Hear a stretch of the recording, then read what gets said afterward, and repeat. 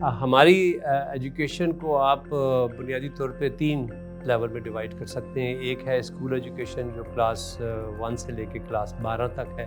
عام طور پہ 10 تک بھی ہوتی ہے. دوسرا وہ کالج کی ایجوکیشن ہے, اور تیسرا جو ہے یونیورسٹی کی ایجوکیشن.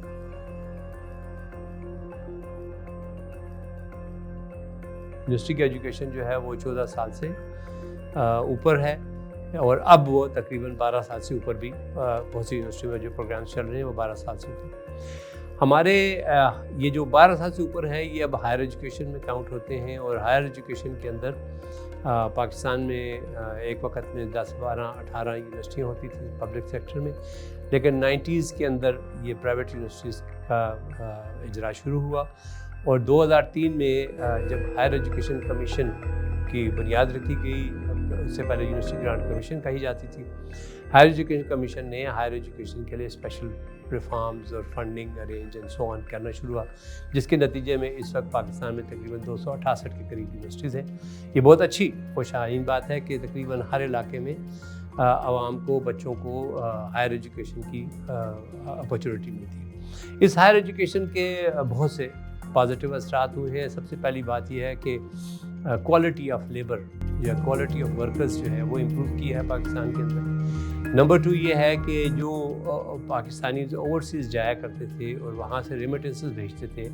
اور خاص کر جو سمپل ان ایجوکیٹڈ ورکرز ہوتے تھے وہ تقریباً 1600 ریال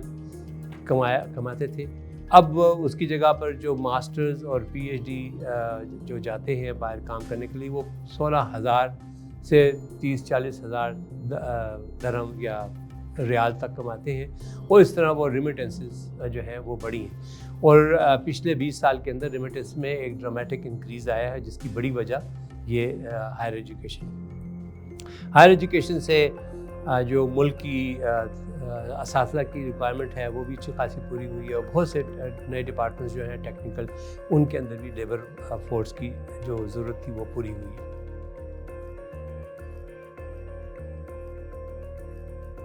دوسرے لیول پہ جو ہماری جو کالج لیول کی ایجوکیشن ہے, جس میں ووکیشنل ٹریننگ کالجز بھی آتے ہیں جو تقریباً 12 سال 11 سال کی عمر تک ووکیشنل دیتے ہیں, وہ ان کی حالت جنرلی کمزور ہے. ایک تو وہ کلچرلی پاکستان میں وائٹ کالر جاب کی خواہش لوگوں کو بہت زیادہ ہے, اور یہ بلو کالر جاب ہے. اور دوسری بڑی بات یہ ہے کہ حکومت نے ان اداروں کے اوپر, ووکیشنل ٹریننگ کے اوپر, اگرچہ ادارے تو بہت سے بنے ہوئے ہیں, لیکن ان کو صحیح طریقے سے اکوپ کرنا, ان کے لیے ٹیکنیکلی ساؤنڈ فیکلٹی رکھنا, اور اس فیکلٹی کو اچھے مراحت دینے کے معاملے میں حکومت,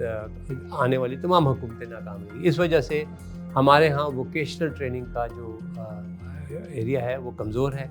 اور پاکستان میں جب بھی کوئی انویسٹر آتا ہے وہ ووکیشنل کی جو کمزوری ہے اس کی وجہ سے انویسٹ نہیں کرنا چاہتا. پاکستان کے اندر جو انڈسٹری ڈیولپ ہونے والی ہے, جو لوکل ہیں, ان کو بھی اسی قسم کی ڈیفیکلٹیز ہوتی ہیں. تو وہ ایک ایریا ہے جس کے اندر میجر ریفارمز کی ضرورت ہے, اور حکومت کو اس میں ٹیکنیکلی بہت کچھ کرنا ہے.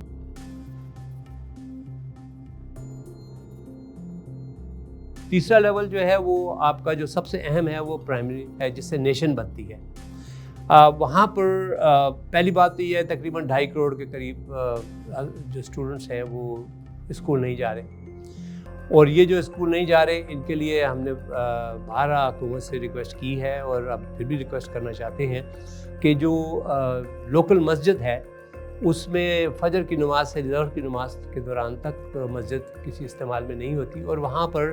پہلی سے 5 جماعت کے بچوں کے لیے, دونوں میل اور فیمیل بچوں کے لیے بہترین ایجوکیشن کی فیسلٹی پرووائڈ کی جا سکتی ہے. وہی کارپٹ ہے جس کے اوپر ہم گھر میں بھی بیٹھتے ہیں, وہاں مسجد میں بھی وہی کارپٹ ہوتا ہے. اس کے لیے چھوٹے ڈسک جو ہے نیچے قرآن شریف رکھنے کے ہوتے ہیں وہی ڈسک استعمال ہو سکتے ہیں. باتھ رومز ہوتے ہیں جو بچوں کی ضرورت ہوتی ہے اسکول کے اندر, وہ بھی مسجد میں ہوتے ہیں. اور مسجد کی سب سے بڑی خوبی یہ ہے کہ وہ گھر کے قریب ہوتی ہے, تو وہ جو ٹرانسپورٹ کا ایشو ہے اور بچوں کو پہنچانے کا ایشو ہے, اور وہ ہاؤس وائف جو ہے بڑی آرام سے بچے کو چھوڑ کے آ سکتی ہے اور لا سکتی ہے, کیونکہ وہ محلے کے اندر ہی ہوتا ہے. تو پاکستان میں ہر محلے میں مساجد ہیں, اور یہ جو کلاس 1 to 5 کو کہ جو 2.5 کروڑ بچے ہیں ان کو اگر ہم مساجد میں پڑھائیں، ان کے لیے مساجد کے امام کے علاوہ ٹیچرز بھی ہائر کریں، تو ہم نے اسٹیمیٹ لگایا تھا کہ 10 سے 20 بلین روپے سالانہ کے اوپر یہ تمام بچے تعلیم حاصل کر سکتے ہیں، اور اس کے اوپر ہر حکومت somehow or the other شائع آؤٹ کر جاتی ہے، اس کو توجہ نہیں دیتی، اگرچہ یہ بہت اہم چیز ہے۔ اچھا، اس کا ایک اور بڑا ایڈوانٹیج یہ ہے کہ بنیادی طور پہ حکومت کے اندر جو ایک عجیب سا خوف ہے کہ جی یہ ہم شاید ویسٹ کے انفلوئنس میں ہم ٹیررسٹ تیار کر رہے ہیں مسجدوں میں، یہ ایسی بات نہیں ہے۔ ہمارے جو دینی مدارس کے بچے ہیں وہ بھی بہت پیسفل ہیں، اور ایسا بہت کم ہے کہ دینی مدارس کے بچے جو ہیں نا کسی قسم کی تخریب کاری میں انوالو ہوں، بہت ریئر ہے، ویسے تو ہر قسم کے بچے آ سکتے ہیں تخریب کاری میں۔ تو اس وجہ سے دینی تعلیم سے تخریب کاری نہیں بنتی، یہ ویسٹ کا جو سلوگن ہے ہم اس سے دور ہٹیں اور ہم اپنے بچوں کو دینی تعلیم دیں۔ اور یہ بھی ایک عجیب شائع آؤٹ ہے کہ اگر ہم دینی تعلیم دیں گے تو ورلڈ بینک والے ہمیں پیسہ نہیں دیں گے کہ جی کیوں دینی تعلیم۔ مسجد کے اندر ضروری نہیں ہے کہ دینی تعلیم دی جائے، خالی دینی تعلیم بھی ہونی چاہیے، اور تمام خاص کر جو سیوک ویلیوز ہیں، خاص کر جو ہے پاکستان سے محبت، پاکستان کا جو تشخص ہے وہ اس کے اوپر فوکس کرنا پرائمری لیول پہ ہر جگہ پہ ضرورت ہے، چاہے وہ اسکول میں ہو چاہے مسجد کے اندر ہو۔ تو یہ مسجد کی جو اسکول ہیں اس کے لیے ٹیچرز بھی ہائر کیے جا سکتے بلکہ کیے جائیں اور ان کو وہاں تعلیم دیں۔ تو اس طریقے سے ہم لٹریسی کی جو کمی ہے اس کو پورا کر سکتے ہیں۔ اس کے علاوہ جو بڑا اہم وہ ہے ایشو ہے وہ ہے اساتذہ کی تربیت۔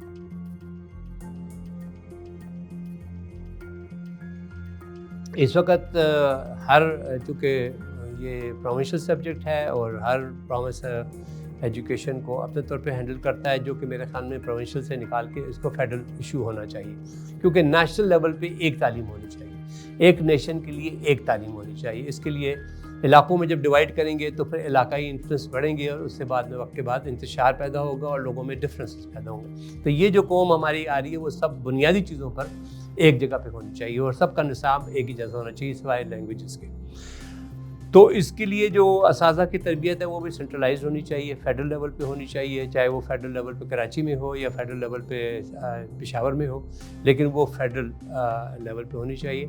اور اساتذہ کو ٹرین کرنا بہت ضروری ہے، کیونکہ آنے والی نسل جو ہے وہ بیسیکلی ایک رسپانسبل پاکستانی، ایک اچھے مسلمان ہمیں پروڈیوس کرنے چاہیے، کیونکہ جو چیز ہم اسکول میں سیکھتے ہیں وہی ہماری زندگی کا ایک اسٹرکچر بنتے ہیں، جو ہم گھر سے سیکھتے ہیں وہی تو وہ گھر کے بعد جو ہماری تعلیم ہے اور جو گھروں کو بھی انفلوئنس کرتی ہے وہی تعلیم گھروں کو بھی انفلوئنس کرتی ہے۔ تو اس وجہ سے پرائمری سے کلاس 1 to 5 کی ایجوکیشن جو ہے وہ جو اسکولوں میں ہے اس میں بھی بہت زیادہ توجہ دینی چاہیے کہ ہم اچھی نیشن کریٹ کریں۔ اور یہ جو کرائم آتا ہے اور جو وائلنس آتا ہے سوسائٹی کے اندر یا ٹیررزم آتا ہے، یہ غلط ایجوکیشن کی وجہ سے آتا ہے، ورنہ کلچرلی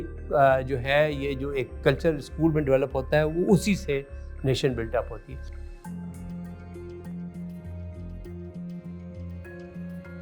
یہ مجھے دیکھ کے خوشی ہوتی ہے، میں کیونکہ مختلف ممالک میں کام کیا ہے اور ٹریول کیا ہے، کہ پاکستان کی سوسائٹی جنرلی ایک پیسفل سوسائٹی ہے۔ ہمارے ہاں پیسفل ہے ٹیررزم، ہم بہت زیادہ کانشیس ہیں، کیونکہ دنیا ہمیں ٹیررسٹ کہہ جاتی ہے تو ہم فوراً ہی ہو جاتے ہیں، لیکن ایسی کوئی بات نہیں۔ پاکستان ایک پیسفل سوسائٹی ہے، پاکستان کے اندر کرائم بہت کم ہے۔ اگر آپ بہت سے ملکوں کو دیکھیں، یورپین ممالک کو دیکھیں، تو وہاں کرائم بہت زیادہ ہے۔ یہ جو موبائل سنیچنگ ہے جو کہ پاکستان میں اب شروع ہوا ہے، یہ بہت سے ممالک کے اندر بہت بری طریقے سے چھایا ہوا ہے، اور اس کو حکومتیں وہاں کی ان کو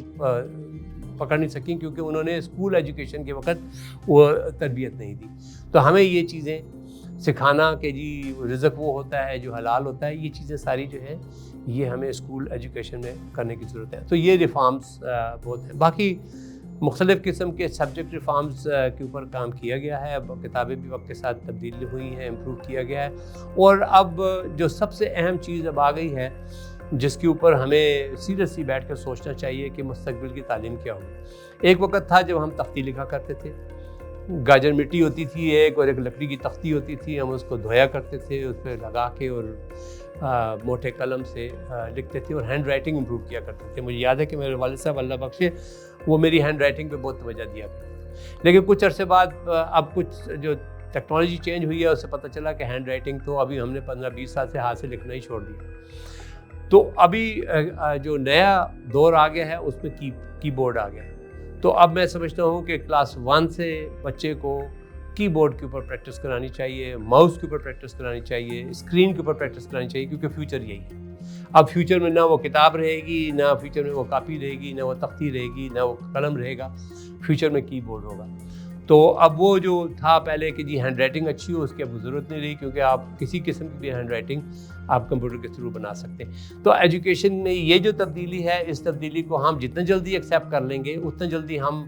دنیا کی ریس میں آگے چلے جائیں گے۔ اور ہمیں فوری طور پہ سوچنا چاہیے کہ ہم ڈومیسٹکلی پروڈیوسڈ کمپیوٹر کی انڈسٹری بنائیں، تاکہ ہر بچے کو ہم سلیٹ کی جگہ پہ وہ ٹیبلٹ دے سکیں،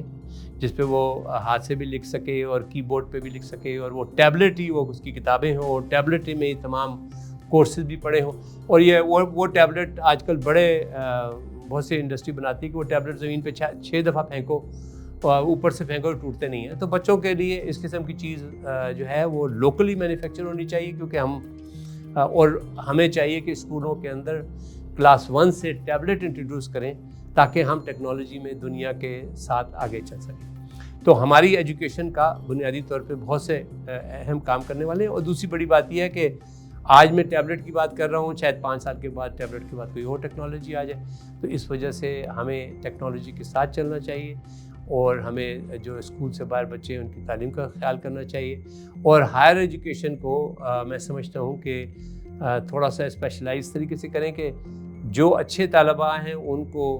فری ایجوکیشن دیا جائے، جو ویسے طلباء اتنے اچھے نہیں ہیں، میرٹ پہ نیچے آتے، وہ اپنی فیس دیں اور پڑھیں۔